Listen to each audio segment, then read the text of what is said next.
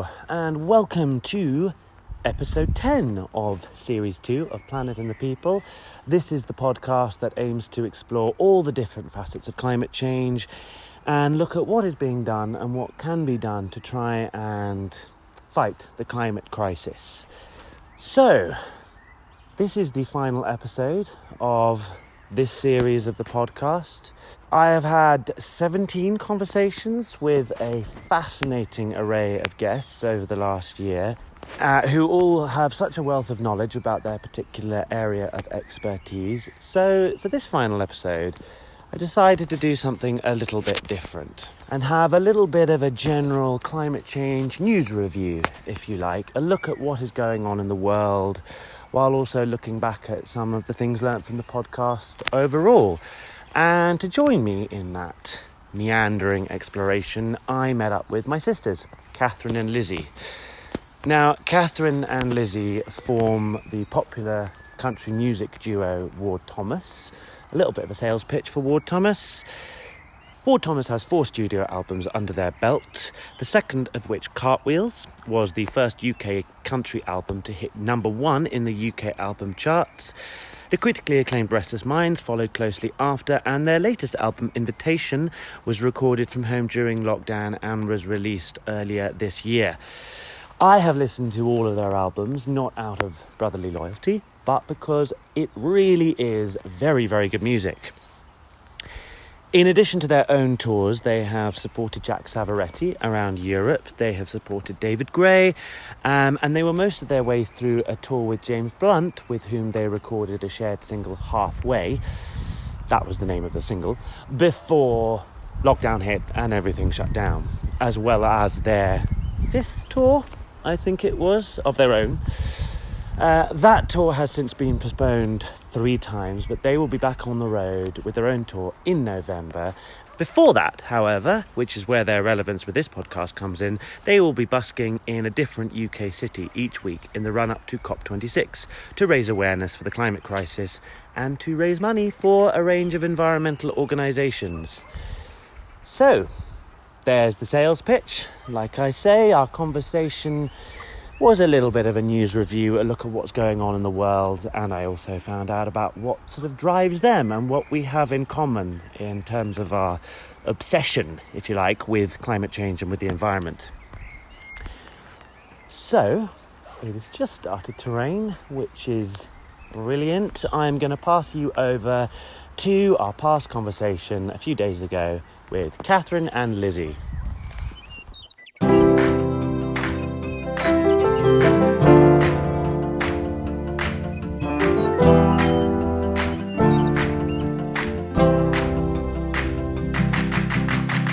Hello, Catherine and Lizzy. Hello. Well, thank you for talking. Thank you for coming on the podcast, the last of this series. Thank you for us being the finale. Yeah. So, we always have these conversations about climate change. We always sit and have discussions and put the world to right about specifically the environment especially. So I thought we'd sort of reconvene and do that for the benefit of the microphone. And the listeners. And the listeners. In a more calming way, because normally when we have discussions about what's going on in the world and we've, righted the world, a lot of people are like, whoa, this is loud. So yeah. I feel like if we were a film and there was like a montage, we would be sat still in the middle of a table and the whole world would be moving around us as we talk about these kinds of things. Yeah. So what? To kick things off, why do we all care so much? What drives you both? Because we all live here, and there is no planet B, and if we don't do anything, then we're all going to be dead. Mm-hmm. Just to be very bleak. I think it's crazy when people don't care, to be honest, because it's not like it's not everyone's problem, because it's everyone's problem, I also feel it's not just about humans, it's about all the species that share this planet with us.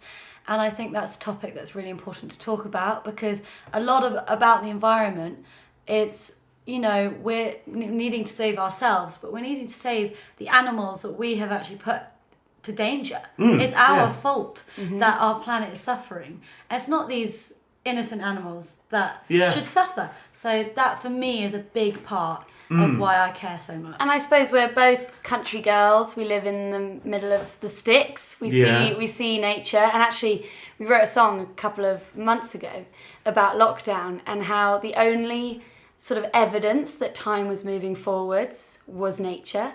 The grass was still growing, the flowers were blooming, then they went orange and dropped off the trees. Not the flowers, the leaves. But it was sort of like nature was continuing around us as we were all sat in our little bubbles of lockdown. And I think that it's just really important to see how that actually had a huge effect when people just stopped, the effect that it had on the world and how many bugs there suddenly were and how many birds you could suddenly hear. I sometimes wonder about all the sea life that wasn't interrupted by the Massive motors boats. and the sound pollution. So it just sort of, I feel like the pandemic has hopefully opened a lot more people's eyes to the fact that we do need to start acting. I'm just gonna Take that take off. this off. We have removed the dead cat. Yes. So there's It's going to be called a a dead big cat. change. We've removed the muff. Did you know that? We've removed the dead cat. It's called So a dead cat. It looks like a muff. Don't say that. Anyone that doesn't know, it's a big foamy thing that you put over a microphone and it helps stop the popping sound and the wind. But we're indoors and hopefully we're not spitting a lot, And we're so all it might quite be far fine. away, so we were quite quiet before. But know.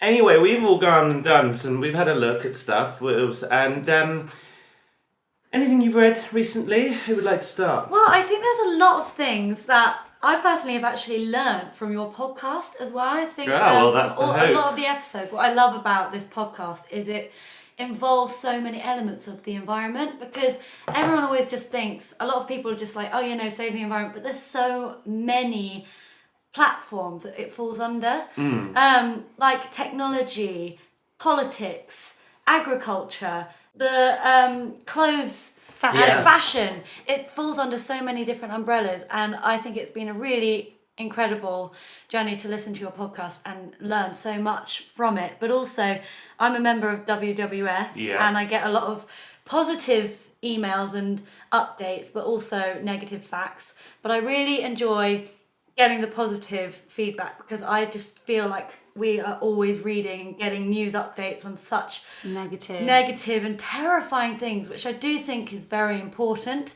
But at the same time, like, I get so anxious because I'm like, oh my gosh, this is all terrifying. And I think that's why a lot of people don't believe in climate change, because of the fear. It's the same. It's like it's too difficult to accept, so they bury their head. And I do think that actually is really, I can understand it, because if you're only ever fired at with really negative views and negative facts and negative just sort of information, it is quite easy to just bury your head and go, oh, I don't want to hear it. So I think it's really important to have a balanced sort of flow of information. I think it's interesting. It depends on what people do with it, do with that stress, do with that climate grief. April DeAngelis in the episode about the arts mentioned it and called it climate grief. But I think it's about what we do with it. And you might bury your head in the sand, you might be a denier, or the anxiety and the fear might actually drive you to do something. And one thing I've learned from doing this podcast is there are so many amazing people and organisations out there doing some really great stuff. It's about kind of enough people caring about it so those things become mainstream. So I think you need the anxiety in order to drive people to do that, but then too much anxiety makes it go, I'm gonna bury my head in sand. Yeah, totally. I feel I've really experienced that firsthand, seeing a community of people working together and getting together and supporting an amazing cause. I've done a few different conservation volunteer. Lizzy loves Africa. I love going to Africa. I've worked with chimps, baboons. I looked at working with elephants, but then lockdown happened, and I'm hopefully going to do that when the world starts again. And you just go to these sanctuaries and you're all there for the same reason. You all connect so well because you all just are so passionate about the same thing. And everyone, it really opens your eyes and it makes you feel a lot more positive about people out there. Because I learned this year that there are more conservation sanctuaries than there ever used to be, and that is so positive. Talk a little bit about what you were actually doing in these sanctuaries. So in the chimpanzee sanctuary, I went out there for 6 weeks to volunteer, whether it's going to help some of the chimps with enrichment programs, going out to help farming and picking the fruit to feed the chimps. Bear in mind, these chimps are, the enclosures are like an hour and a half walk around. They're huge. Yeah. So they're like spoiled chimps that get fed twice a day. And you go and clean the enclosures and you help the vet with like, I found that incredible because you had to obviously tranquilize the chimps to sedate them and medicate them and stuff, and it was incredible to go and see them getting their vaccinations. And if one of them was suffering from chimps, when they get a cold, it's a lot more serious. So I had a cold when I first went out there, but so I couldn't go near a chimp because then because they suffer, they could die from, because Really? getting a cold, they'll pick up bacterial infections a lot, with, they're practically living like in the wild. You told a story about the sort of chimpanzees that came to Chimpanzee. You had the Yes. alcoholic chimpanzee, Yes. for example. Dee. No, that's Mila. Oh, Mila Mila. is one of the oldest chimps there, and How old is Jane she? Goodall actually. She's like she must be in her 50s now, because when I was there, she was in her 40s. Oh, But how cool is Jane that? Goodall rescued her from a bar in Tanzania, and she was the bar's entertainment, and she was always had a beer in her hand, and she smoked cigarettes. And so they had to wean the alcohol and cigarettes off of her. And now she walks around with a cup and a blanket everywhere because she was just used to that. So a cup of water.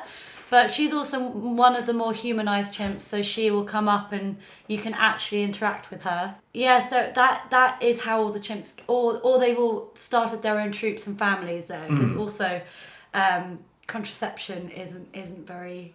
It's quite You hard can't- to You control. don't have a with chimps. chimp condom. Yeah. Imagine having a Or a sit pill. down. No, you do. They do Oh, you have. You don't have can birth give them control pill? contraception pills, but it doesn't really work. No. Really, I think. But yeah, a lot of the chimps came in, and if you want to look at the history about how chimpanzee started, it's all on their website. And it was a woman called Sheila Siddle with her husband that literally drove to Zambia with her Labrador dog, and she started. She rescued a chimp.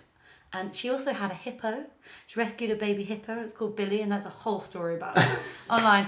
But it's about these amazing people that do stuff for animals and different species and care so much. And it gives you faith in humanity a little bit. Yeah. Like my conversation with Rachel Richardson from the Ocean Cleanup, she said that her work there really gave her faith in humanity. There were so many people who were working hard on this project, and that just gives you faith. So let's talk a bit about what's going on in the world. Have we discovered anything, Catherine? Have you discovered anything that you'd like to shout about?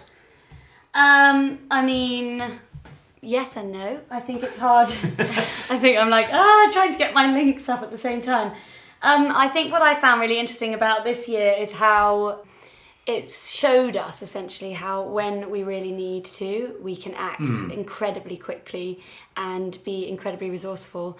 The government has a lot more power than I think we all originally thought. Yeah. I think I've always had this idea that it's down to the corporations and they rule the world, but actually seeing the government being able to sort of shut down the world essentially, and how humongous that was, it gives me sort of faith that when we need to, we can. I mean, look how quickly we got to develop a vaccine. Exactly. I That's what know. people are saying to me. I suppose the question And is the though, tests. it's a funny one though, because Mark Maslin said in both the conversations I had with him on this podcast, the climatologist Professor Mark Maslin highlighted that about how governments have that element of sort of control that they've discovered.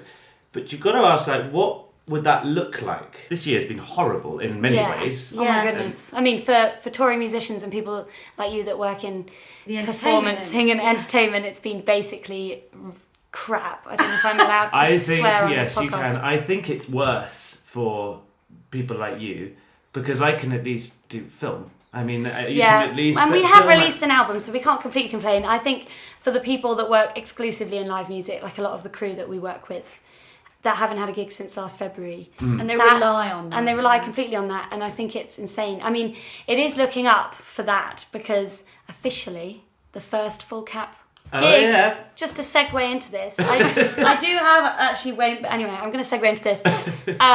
The first full cap gig in the UK is going to be held at the Royal Albert Hall. and it is the James Bunch show that was meant to happen last February. No, sorry, big fat lie, last April.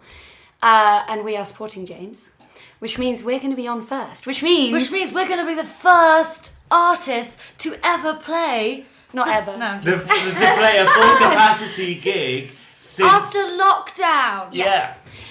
So things are looking up in that way, which is great. But we're going to have lots and lots of practice before then, hopefully, because every single week, Yes. starting on the 21st of May, we are going to be busking for the climate crisis.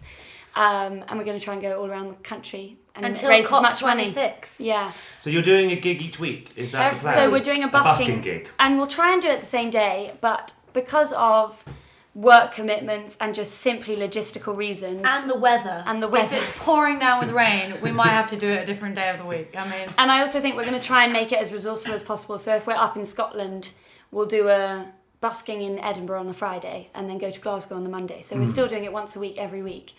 And we're just going to try and raise as much money as we possibly can for the climate crisis. And I saw there's an amazing podcast, sorry to talk about another podcast on That's this, okay. am I allowed? That's okay. Called Making Sense by Sam Harris, and he has an episode about doing good, and he talks about the impact that you can have as an individual by donating to charity.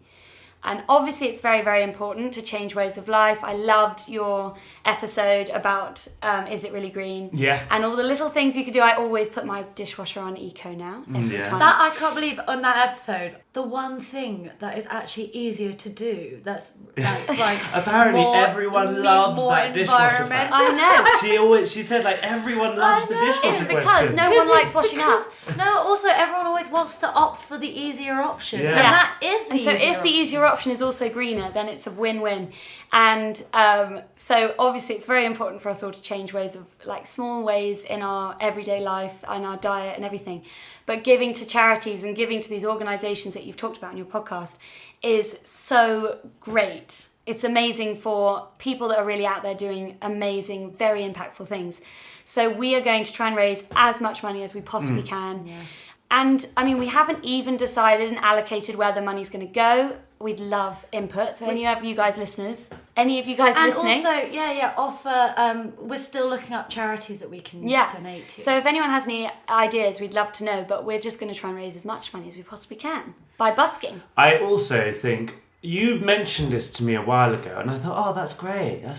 And then I sort of went away and thought a bit more about it and thought, actually, that's really great.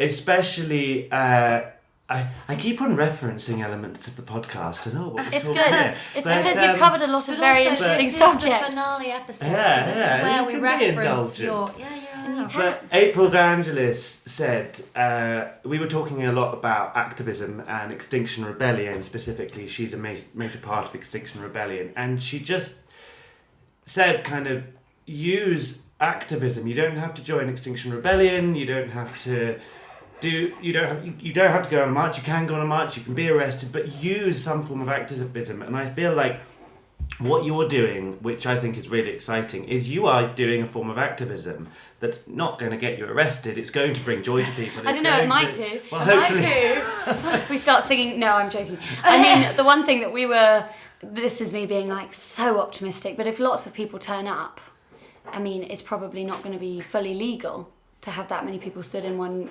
place. But I mean, we can't. 30 people outdoors as of Monday. Well, let's hope more than 30 people turn up. Although there might be one. In a pub, yeah. We might be playing to Pocket and Twiggy.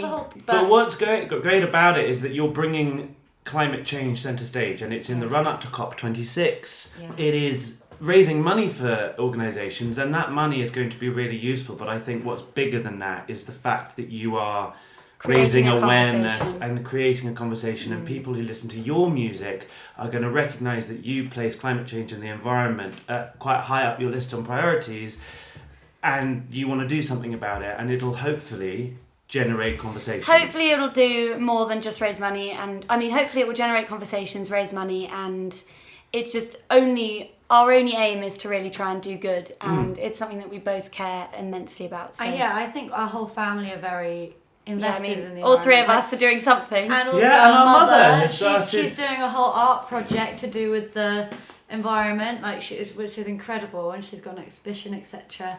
And so I think we are. And our dad's great. He burns everything. We'll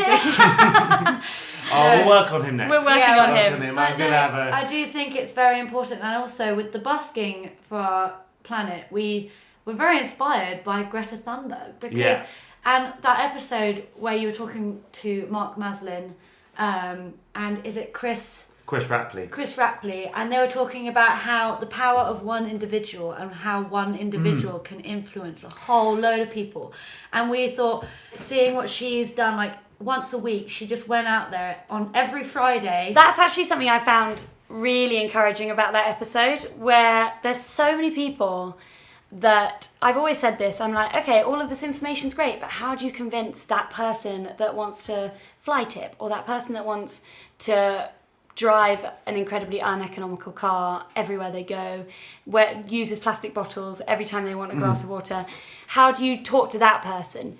And I think that when I heard on the first episode that you don't need to, it's not about convincing everyone, it's about these small groups of organisations that influence a huge amount of just people.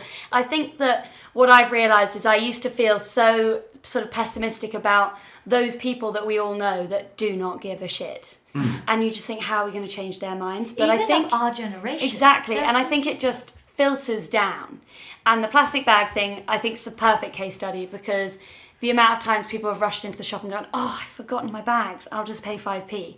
And the fact that it's sort of halved, I think, within the first year. I mean, don't hold me to that because I don't know for sure.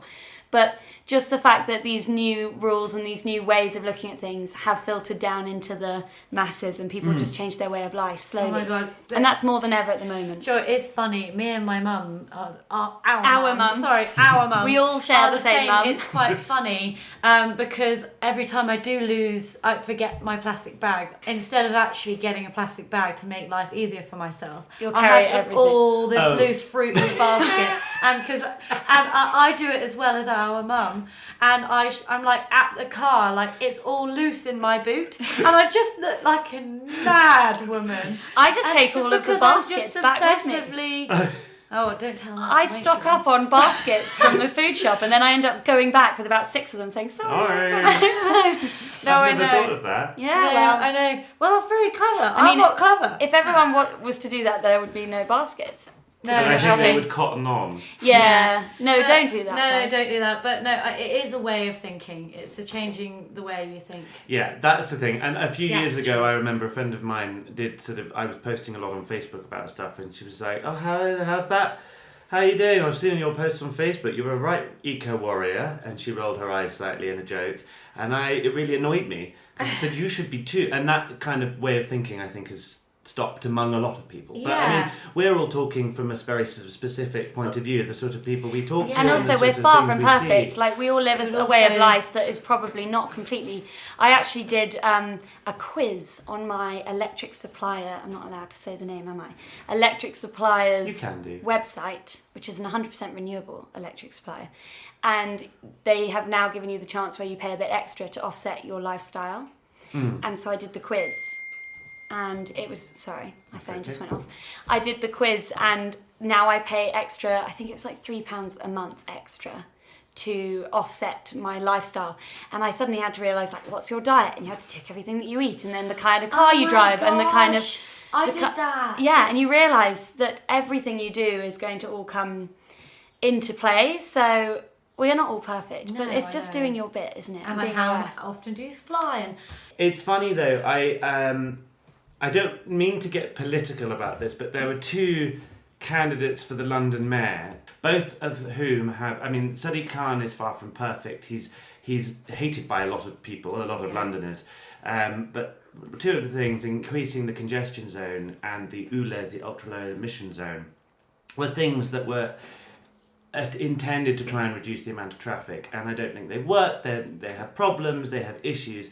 But what the Conservative candidate was saying in their policies was that they'll scrap a lot of the ULEZ and they'll shrink the congestion zone, and that for me felt like a very short term, okay, people are unhappy because they want to be able to drive, rather than the bigger picture. And I think a lot of people are like, well, how am I going to get to work in the morning, and how am I going to feed my kids when I'm working 2 jobs? I know it's so easy to get processed chicken nuggets. I think it is about like, and I know that Matt Ridley is a controversial figure, but he constantly talks about how the world is getting richer, and if we get richer and richer, the environment benefits. And talk a bit more about that for the people who don't know Matt Ridley, because I've seen a few videos that you showed me about him. So he has a very optimistic view on climate change, and some of them have been heavily criticised, and I'm not here to say that I agree with all of them, but a big part of what he says is that we can't be fully anti-fossil fuels from the beginning, because they have enabled us to live in a more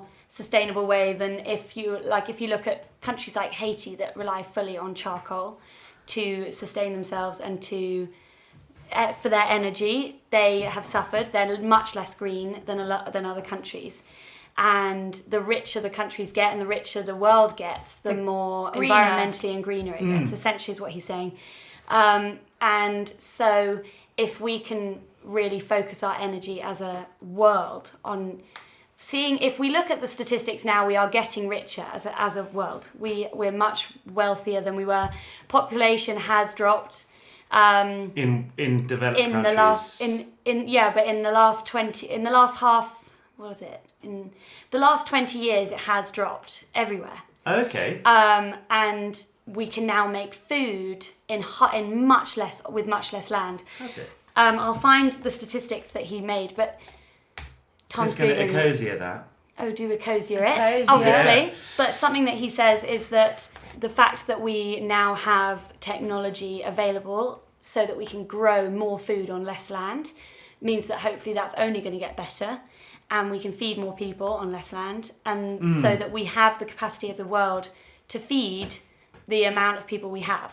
There's just a huge at the moment economical we're disparity. Producing the food. There's too much food. But it's just, there's a huge economical disparity, and there's loads more to it, but it's just, he does talk very positively about the fact that we are moving in the right direction. What Matt Ridley was saying is probably true, but it's just as long as the focus is on that. Yeah. And you need to make that. I mean, we could just keep on building. And we could keep knocking down trees and making more arable land. So that's a problem. But if the richer countries are getting richer and they want to focus on more sustainable ways of doing things, then that's brilliant. But my concern is that how many people want to, how many organisations want to. I think this is why it's really important. Your episode with Nick Shute and Lucy, and when they were talking about businesses and governments, and with COP26, and how the government are very influenced by the thriving businesses of our countries, because obviously that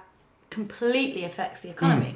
And so the more environmentally sustainable businesses are going to get, the more governments will get more invested in the environment. I think that's going to be really important in COP26. And that's what they were saying on this is one of the last episodes on your podcast.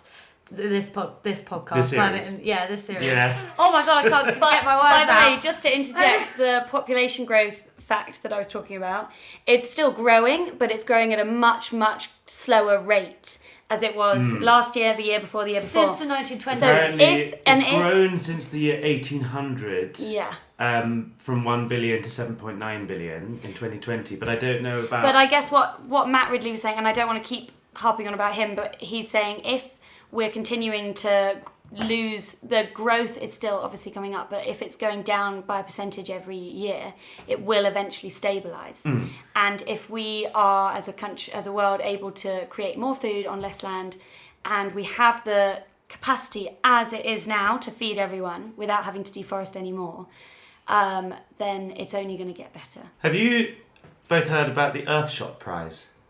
No. This was something that I found really encouraging. Okay. I thought it was David Attenborough and Prince William's brainchild, but I think it might be more than that. I don't know exactly who founded it and started it, but Prince William and David Attenborough and Kate Blanchett, I was surprised to discover, among several other people. She's a local to here. Is she? Yes. I thought she'd moved back to Australia. I'm thinking of Kate Winslet. So carry on about Kate Blanchett. Kate Blanchett's. Whoopsie! Does anyone else get confused between the two? Maybe just me. I get maybe. confused by all Kates. But it is based... I thought you were going to say Kate Middleton. Because you No, said... well, yeah, I'm sure she's got something to do with it. But so Earthshot, I'm going to read out the description. Taking inspiration from JFK's moonshot, which united millions of people around an organising goal to put man on the moon and catalyse the development of new technology in the 60s, Earthshot is going to focus on 5 Earthshot goals: oceans, air pollution, nature, climate and waste. And each year, 5 people, organisations, will be awarded £1 million. So they will have come up with an idea that is going to try and find a solution to these 5 different problems. So 1 prize for each problem and a different person each year for the next 10 years. So the whole aim is to try to find innovative, amazing alternatives or solutions to these many problems and stop air pollution and stop climate change. And there are some very, very bright minds out there that are coming up with some amazing things. And I think that technology is there, and we're just going to only get more and more innovative with what we already have. So let's hope. Yeah. That's the exciting thing when you've got people who are influential people, such as the Prince of Wales, David Attenborough, obviously. The other there are loads of people on this council, and Elon Musk is also he's sort of interestingly quite a controversial figure. I think just because people think he's just a bit sort of eccentric, and he's done some all sorts of weird things. I mean, if he could sponsor you, I'd love a Tesla. Be nice. But I mean, the pioneering of Tesla, that's a huge, amazing thing. He's also done lots of stuff to do with space. But he's got the X Prize, which is, let me just get it up. It is going to award $100 million for the best carbon dioxide removal solutions, and they're inviting all solutions to apply, nature-based, technology-based, all sorts. So you got that going on. You got the Earthshot each year. I remember watching Top Gear years and years and years ago, and they were talking about the first hydrogen car, and they were saying if someone can work out how to store hydrogen, because all it does is it produces water, doesn't it? So Yes. it'd be like a little trail of water behind your car wherever Essentially, you drive. yeah. But I mean, maybe not. Maybe just as a dump at the end, like it just needs a wee. I don't know. But, and they were saying that if someone who's very brainy can come up with a way to store hydrogen in a very accessible way, they will have a lot of money and be very rich indeed. I think it's also making hydrogen. You said because that hydrogen... in such a Jane Austen way. Very rich indeed. But I remember that, and I remember that was so long ago, and it just really stuck out to me. So it just makes me think. I do think we are going up. Like, also we've all got iPhones now, and we didn't like 10 years ago. Oh, not even 10 years ago. Interestingly, I was thinking about this, about how technology, people sort of condemn technology and our obsession. Obviously, an iPhone is essentially designed to sort of fall apart after a while, and you have to get another one. There is a law that's being passed in the UK that sort of disallows that from happening, so you have to make things to last. Yeah. But interestingly, a few years ago, many years ago, we would all have a massive CD selection, and we would have our CD players inside. We'd have them in the car. You'd have them here. You'd have a stack of CDs in the back of your car. CDs, all covered in sort of plastic and. All that sort of thing, all the materials, the composite materials that make up a CD player. You'd also have a separate camera. You'd also have cassette players. That's before. You'd Headphones. also have. I mean, we do. Have we still have headphones, but actually, also the Bluetooth headphones are cutting out wires. Now we have our phone. We have our games. If you're interested in games, you have our cameras. You have our music. You have our news portals. You have everything on one little black mirror, and that is quite encouraging. Do you remember when we used to go into cars and you'd have like a stack of CDs in the back, and that was your lot for the entire road trip? Oh my god, I remember, we have these Yeah. albums. I remember having like the Amy McDonald, the Avril Lavigne, the Kooks for a holiday. But that was your, for like when we used to go on holiday and in the car, that was your entire lot for the entire But also holiday. that made people love albums as I well. know. I was about to say, I slightly And it missed makes that. me sad. If only we can have that like environmentally healthy way of kind of thinking of, you know, people really loving to listen to albums top from big. But I mean, I don't want to be. I do feel like. Oh, sorry, Cormoran. I do feel like. I mean, maybe we're unique in this way, but I still listen to an album as a holiday, and I still like the folklore album from Taylor Swift is My Trip to France with Rob, and I remember thinking, Is that because it's so good that I want to listen to it all the time? But- because if it was the only CD, you'd be forced to. But when you've got the choice, it just makes the music but I'd even say better. I'm an album listener, but also you and me make music, and that's what we do for a living, and so we love other artists Yeah. and get influences. Everyone I like listen to listening albums. Oh, good. I like listening to albums. but I it takes have you on my a journey. shuffle playlist, but I also like... You really get to know an artist with an album. You will never get to know an artist like with a single the way that you do if you listen to an album from start to finish and do not shuffle it. That's what I was about to say. You hate it when people shuffle it, especially the first time. Shuffle it after you've listened to a bit, but don't shuffle it on your first listen. You have no idea how long it takes to track list an album. Please don't. Yeah, you're track listing album to take people on the journey, on the, all that kind of Yeah, stuff. you're meant to open with a song, and then you're meant to finish with the perfect song, and everything in between is very important. Because it's a body of work. Exactly. I'd quite like to talk about some really success stories recently. More on That's the good, species. Also, I do that all the time, and a lot of people get confused and They think correct you're actually me. being wrong. They think I'm actually wrong, and I'm like, no, I said that on purpose. Good England. Oh. Basically, now I want to talk about the increase on some species out there, which is really encouraging because it's terrifying seeing a lot of like these endangered animals, endangered species that are declining. I've got lists of them, but which is a really encouraging thing is the mountain gorillas have come back to like almost their normal population, and that is a complete example of conservation and people working together. And it's amazing because it says it was from the rise from 480 in 2010 to 604 in 2016, and it's just rising more and more for mountain gorillas. And like that, because I'm sticking on the primates theme here, because that's my personal experience, and I think it's a really good thing to talk about. Yeah, I heard I read an article about birds, because I can hear Cormorant and the cockerel crowing in the background, that us as Brits are known to feed our birds. Like, so many gardens have bird feeders in them, and the population of the regular tits, not tits like boobies, but blue tits. Blue tits, and any bird expert is going to be rolling their eyes. But apparently they have increased their population, and their beaks have evolved in order to eat food out of bird feeders.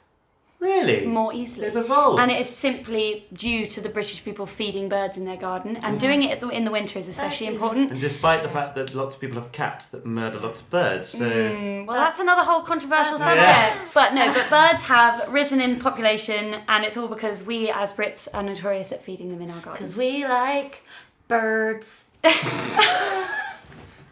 Eels reference. Lovely. Another thing that you took from some of the success stories I sent you before we were doing this was the beavers that were extinct. I know. For 400 years in the UK, and then the first few were spotted on the River Otter in Devon, and they also encourage the regrowth of native plants, and their burrows have created new habitats for other forms of wildlife such as otters and wading birds. And they also protect against flooding. Yes. Their dams protect against flooding. But they reducing did water they damage escape to local from communities. captivity from a zoo or something? Yeah, they escaped from captivity, and they bred, and they found the conditions favourable. Hey, do you know something else? Isn't that encouraging? Just a segue again. Catherine's I dying keep to say going on to the something. flying animals, but I do think that that's amazing about beavers. If anyone has gone to Laverstock, the village in Hampshire, it is the home of the Bombay Sapphire Distillery, which is fully and 100% renewable and sustainable. If you're interested, it runs. Yeah, Bombay Sapphire. If you fancy sponsoring, it is 100% renewable. They use all the excess gin to make cleaning products, and they also have in their big greenhouses where they grow all the juniper berries, massive purple butterflies that are native to the south coast of England. But you won't have seen them in. Well, you might have, but it's very rare to see them in real life. I mean, not in real life. I saw them in real life in the greenhouse, but in their native environment. That's the word. That's what we're talking about. But Bombay Sapphire have got these greenhouses where they house these butterflies with the idea that they're going to help reintroduce them because they are native. And they are massive. I can't tell you how big they are. They're like, how big is that? That's size of 2 average hands. It's like the size of 2 hands, the size of 2 small hands. Okay. Put 2 small hands together, that's the size of these Some butterflies. people have tiny hands. Yeah. I've got chubby hands. I would say the average female adult. One last thing I want to talk about in the increase in some species is the humpback whale population that has increased, which is incredible. So basically, an estimated 2 million whales were hunted and killed from the 19th and mid-20th century for their meat, oil and blubber. There's still a lot of work to do because they're still endangered from legal stuff from Japan and what's going on there.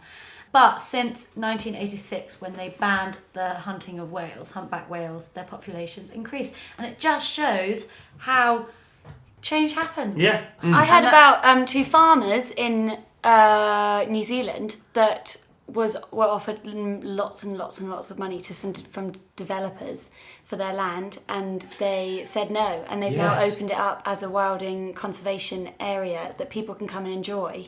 New Zealand couple turns down millions from developers to donate over 2.2 thousand acres of land to National Trust for Conservation. Dick and Gillian Jardine have gifted 900 acres, which is over 1,600 football fields of land by the edge of Lake Wakatipu. Sorry if I say that wrong. At the foot of the Remarkables range of the National Trust for the benefit and enjoyment of all New Zealanders, saying it's the right thing to do. The stretch of land at the foot of the Remarkables range will become open to everyone in 2022. So they are farmers Yeah. who have this land and And they they- have donated it. Yeah, they donated it to the National Trust instead of selling it for millions of pounds Okay. for developers. Dick and Gillian Jardine, whose family have owned and worked the land for over 98 years, want to see it protected and loved for another century. Oh, that makes She my said Gillian whole Jardine heart. said she wanted to see the biodiversity and iconic nature of the land protected in perpetuity. Perpetuity. I can't speak. Perpetually. Her family have spent 4 years discussing the decision and turned down millions and millions in the process. Basically, we need more stories like that. No, and also I think it's like from doing this podcast today, I do feel there are a lot of success stories out there and we're going in the right direction, but there's still so much work to do in so many different areas. And the latest episode that I listened to on Planet and the People, which is this podcast, is the fashion industry episode, which I found incredibly interesting. Yeah. And when was she brilliant. said at the end, there needs to be a film or a documentary or on BBC about making clothes out of the materials, out of the plants that are grown. Yeah. I think that's so, I agree. The Great British Fibre Maker. Yeah, Oh it my would God. be incredible, and that would have so much power on the population. But and this is what I do find. I find your listening to your whole podcast. I found it's both educational and elements of things that made me very anxious. Like your third episode, all about Pandemics. that made me very anxious when I listened to it. But I didn't feel like gut-wrenchingly anxious. I just kind of felt like, shit, that's terrifying, but that's also... But I remember watching Extinction of the Facts about... They had a whole part on pandemics on that, and it all makes sense to me. It was the statement I felt, which obviously is quite obvious, when I said, what is the likelihood of us having another pandemic? Yeah. Oh, 100%. And Yeah. it could be considerably worse than COVID. Okay, right. I know, but I do think it's very important to be, like, with these kinds of podcasts, with these kind of programs that we're watching, both educational, also make you feel anxious in the right way possible. Yeah, All in the I same way. really wanted to sort of bring it up. I feel like people haven't really been talking enough this year about why we have had the year we've been having. I think it's all about how preventative measures protect the NHS, all very important measures, but we haven't really been talking about the fact that COVID-19 is an ecological event, and I Yeah. think if we could talk about that a little bit more, it might give people the kick up the arse. I agree, like that. All No the one wants a news- repeat of 2020 No. and No. half of 2021, do they? and all the news things that you hear about COVID, which is, it's all about how it's killing people, which is obviously you want to hear, you need to hear that, and it's very important. But also, I want to hear more news articles about why it's here in the first place. Why yeah. are we not, like, we need to see the bigger picture. Why is it here in the first place? There was something I found which I thought was quite funny, about a form of activism, and I thought this was a really good idea. So Standard Chartered is a bank that have been accused of greenwashing quite a lot, saying that they are out there for good, they're going to do all sorts of things, but they're investing in quite a lot of coal.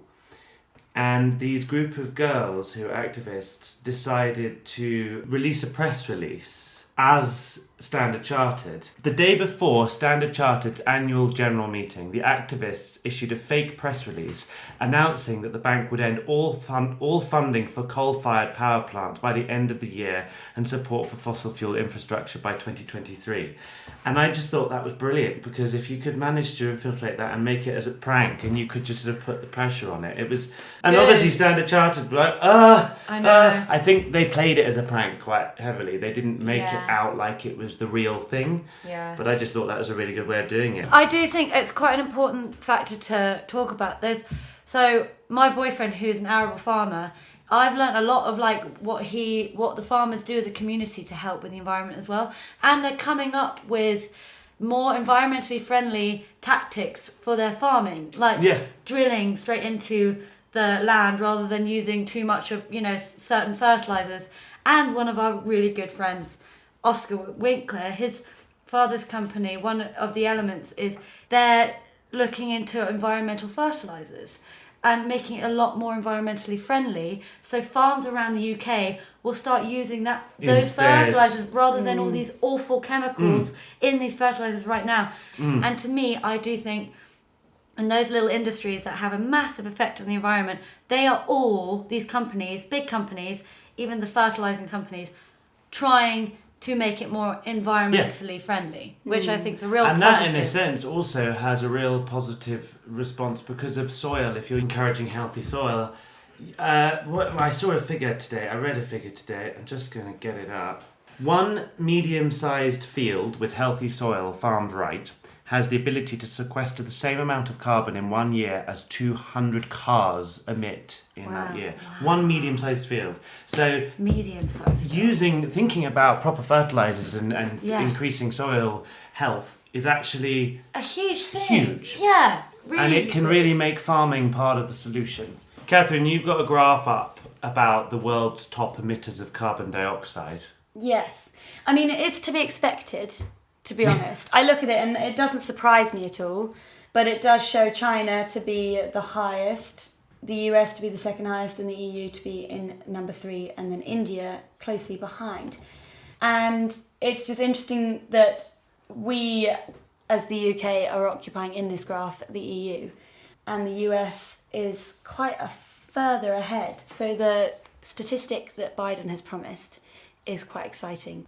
Joe Biden has promised to double US international climate finance by 2024. So that could be Very really And it's positive. the intention It as also well. does show, I think, that the reason why they are, like the China and US and EU are at the top 3 as well is because of the population. It's got the highest population. China, though, the average carbon footprint of a Chinese person living in China is not that high. The reason why China is actually so high is because of manufacture that they export. So actually, that graph of the Chinese Might be carbon interesting in imprint is 2020. probably largely to do with us. Yeah, So you could look at that and go, exactly. oh wow, I mean, if we do everything, that's not going to stop China. But I think if we make a conscious effort of not being so consumerist. Yeah. One thing before we sort of finish off, because we've talked about I talk about sort of innovation, and Lizzy was talking about sort of the conservatism, Conservation. What, Catherine, do you feel most excited or driven by in the conversation around this many-layered issue? I feel like I've always had the conflict between, is it down to the governments to make laws that force us to change our habits, or is it down to the people being educated to change their habits? And I think that we have to be good at doing both. And something that I've found really exciting is if you simply change small things in your everyday life and the amount of impact that can make. If everyone was to do it, then we're on the right step forwards.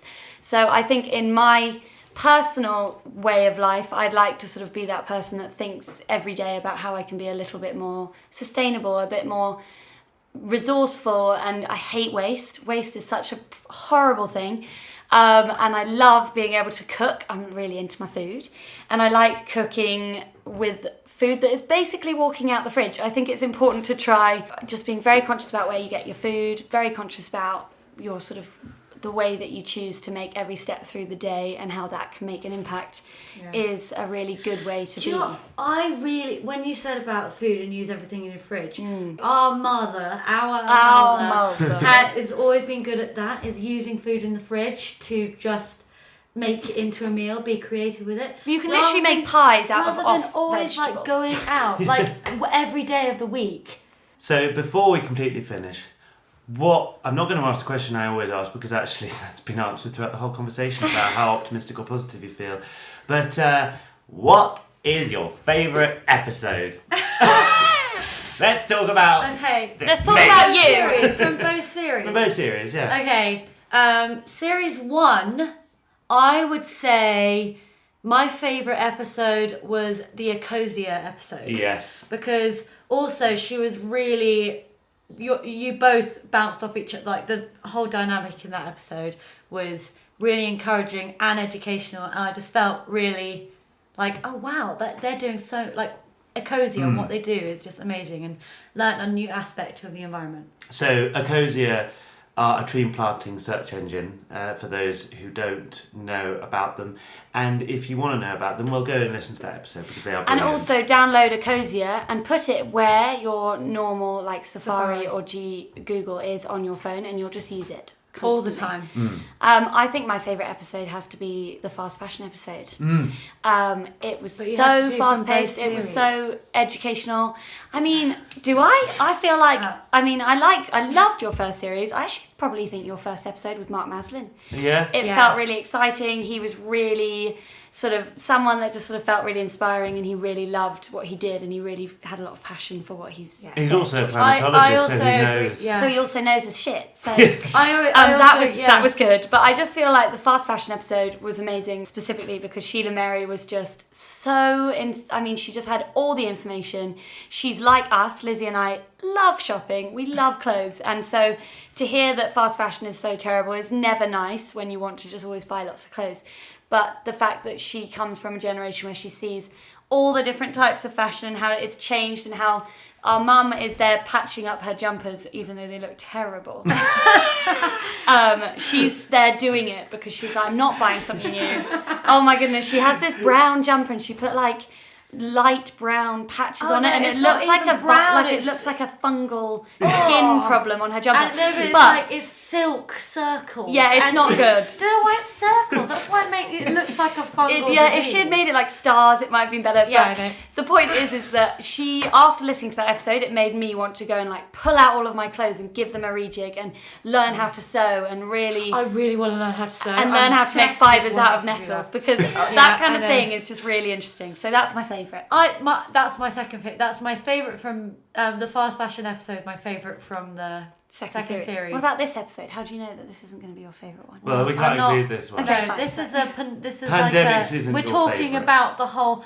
Pandemics is not my favourite, but that's because I felt really anxious after listening to it. I'd have to tell and you. it was very educational, but I do have to say I did love the Mark Maslin as well, first ever episode. I thought that was really I actually insightful. liked that he came back for the first episode. Yeah. Because it just felt really exciting. They obviously really like bounced off each other. Yeah, they were friends, they know each other. And Mark Maslin has a book out at the moment that's just come out, and it is called How to Save Our Planet.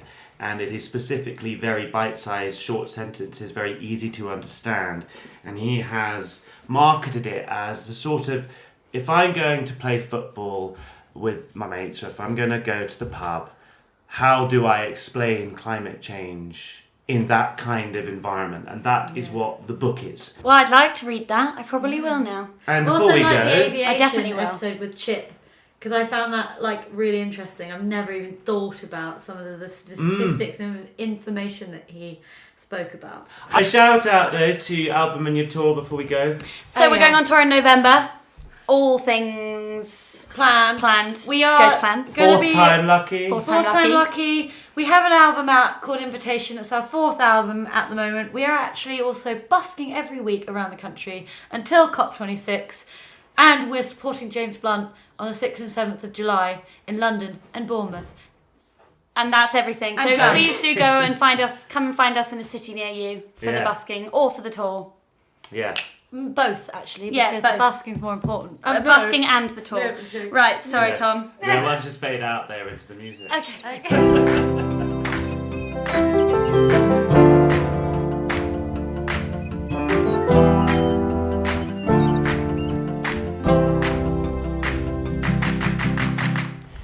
That was Catherine and Lizzy. It was raining before. It is now raining quite a lot.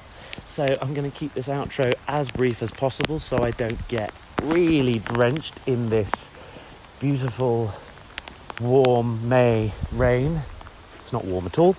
Anyway, I have included various links in the show notes. Of course, the donation page for the girls busking. I have also included their website, Ward Thomas Music, and their social media handle at Ward Thomas Music, so you can find out all about what they're doing, where they're performing, and when they're coming to a city near you to busk for our planet. I've also included links such as Chimfunchi, the chimpanzee sanctuary that Lizzy mentioned, so if you would be interested in finding out more about them and even volunteering, then check out their website. I have also put a link to How to Save the Planet, The Facts, the book by twice returning guest Mark Maslin, and the link to our mother's website, Amanda Ward Thomas, so you can find out a little bit more about the environmental exhibition that she's got coming up, and also her existing work. Oh, the rain seems to have stopped. So that brings me to the end of Series 2. I will be back with Series 3 in due course. If this is the first episode you've listened to and you would be interested in hearing a little bit more, then there is a backlog of 17 episodes which you can go back and listen to. If you have enjoyed this episode and would like to make sure you're made aware when Series 3 comes out, then please do click subscribe so you never miss a future episode. And also do feel free to share this among your friends and family, and even leave a review or a rating online or whatever podcast platform you are listening to. By the same token, if you would be interested in talking to me on the podcast, or if you know someone that would, or even if you have any ideas about themes and topics that you would like me to explore, then do feel free to get in touch. I am on social media at Planet and the People on Facebook and Instagram, and at Planet and the P on Twitter.